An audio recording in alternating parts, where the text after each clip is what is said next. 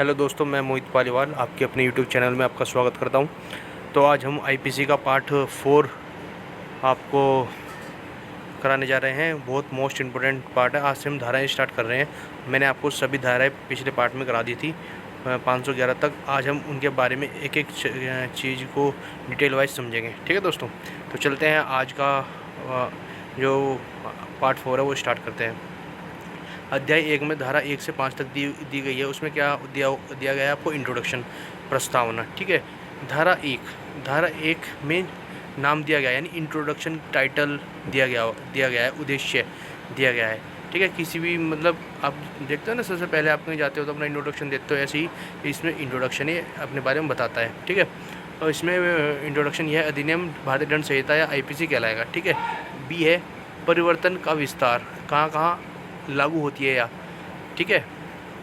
ये जब स्टार्टिंग हुई थी इसकी, ये जम्मू कश्मीर को छोड़कर समस्त पूरे भारत में लागू हुई थी, लेकिन जम्मू कश्मीर राज्य पुनर्गठन अधिनियम के तहत, ठीक है, जो 5 अगस्त को अमित शाह जी ने जो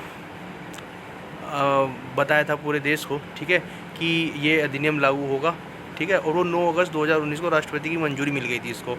ठीक है। 31 अक्टूबर 2019 को जम्मू कश्मीर को यूटी बनाया। ठीक है, यूनिटेड टेरिटरी। ठीक है दोस्तों, और आपको पता है कि फिर ये कानून आईपीसी पूरे भारत में लागू हो गया, जम्मू कश्मीर में भी। जब वो उसका जो 370 थी वो हटा दी गई थी, उसमें जो कानून थे अलग थे वे सब ख़त्म कर दिए गए थे और पूरे भारत में एक ही कानून लागू हो गया था। ठीक है। अब चलते हैं धारा 2। धारा 2 क्या कहता है? भारत के भीतर किए गए अपराधों के लिए दंड की बात होगी। इसमें भारत के भीतर जो भी अपराध होंगे उसके दंड की बात होगी। ठीक है। हर एक व्यक्ति जिसने भारत के भीतर आईपीसी के दिए गए कोई भी अपराध करता है, भारत का कोई भी व्यक्ति है, वो आईपीसी के अंदर जो भी अपराध करता है वो अपराध माना जाएगा। जैसे कोई विदेशी यात्री है, भारत में घूमने आता है, उसने कुछ क्राइम कर दिया या चोरी कर दी, ठीक है, वह भी आईपीसी के अकॉर्डिंग अपराध माना जाएगा। ठीक है। इसमें कुछ अपवाद भी हैं, जैसे विदेशी राजदूत के विरुद्ध भारतीय कानून लागू नहीं होगा। इनकी एम्बेसी होती है ना कि जैसे भारत में पाकिस्तान की एम्बेसी है, उनके राजदूतों के खिलाफ भारतीय कानून लागू नहीं होगा। ठीक है। वहाँ तक इसका मतलब ये, जो जहाँ तक उनकी एम्बेसी है वहाँ तक उनका हिस्सा है पाकिस्तान का। ठीक है दोस्तों, तो वहाँ उनके कानून है। विदेशी राजदूतों पर भारत के विरुद्ध कोई कानून लागू नहीं होता है, भारतीय कानून लागू नहीं होता है।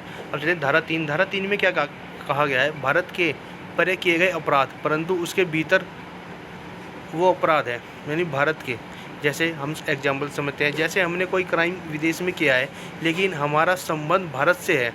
हमने कोई क्राइम विदेश में किया है और हम भारत के रहने वाले हैं और यहाँ हम भारत आ गए, तो यहाँ के लॉ के अनुसार हमें सज़ा मिलेगी।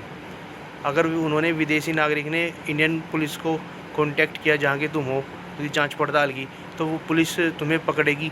ठीक है। तो यहाँ के लॉ के अकॉर्डिंग आपको सज़ा मिलेगी फिर, अगर वो अपराध सिद्ध हो जाता है तो। धारा 4 में क्या कहा गया है? भारत के बाहर कोई अपराध किया गया हो, यदि भारत के बाहर कोई अपराध किया गया हो, जैसे समझते हैं, यदि भारतीय नागरिक किसी दूसरे देश में जाकर वहाँ क्राइम करके आता है तो उस क्राइम का भारत में दंड है। यदि उसे विदेशी सरकार को नहीं दिया जाता, बिल्कुल ठीक है, उसे वही सज़ा मिलेगी जो सज़ा भारत में उस क्राइम की है। बिल्कुल ठीक, जो मैंने आपको पहले ऊपर बताया है। ठीक है। अब बी चलते हैं। यदि कोई, इसमें एक चीज़ समझना,